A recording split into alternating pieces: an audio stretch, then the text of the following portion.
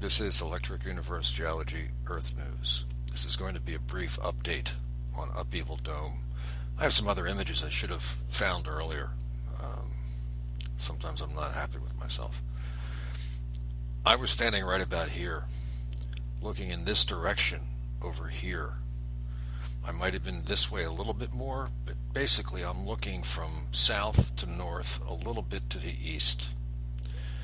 And you can see what's going on here.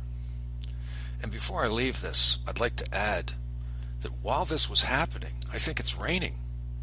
And that's why this is here, because this was happening the entire time.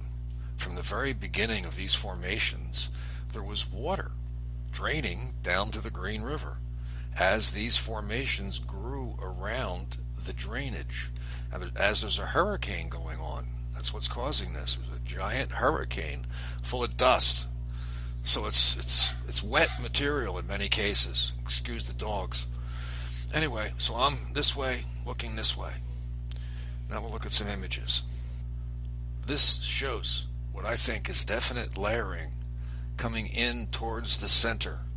This up here gives it away. So it's not being pushed out from the center, it's being pulled in. And this would be the key to this. Now a couple of other images. This area here implies to me that it's not only coming in like this, but there is a clockwise component, as one of the gentlemen on the comments section had mentioned from the original post. That's why I'm doing this.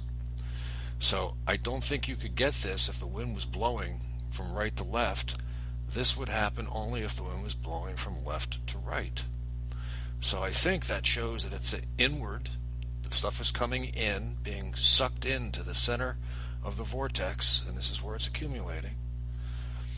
And I think it's probably clockwise. Although that would be my A. There's, probably other explanations. I'd like to go back and look at it again, although it's a little bit of a hike. One more image. This is a small close-up from the last shot. My computer's humming right now. It's overheated a little bit. Pardon the extra hum on top of the normal hum. Anyway, this is looking at the last shot, but it's a close-up, just down a little bit from the top.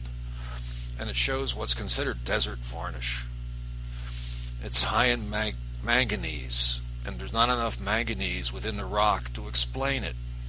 So there has to be either transmutation through bacteria or microbes, or it's an electrical event scorching the outside in a directional manner. And this is the very first thing I saw as I started my journey towards looking at rocks.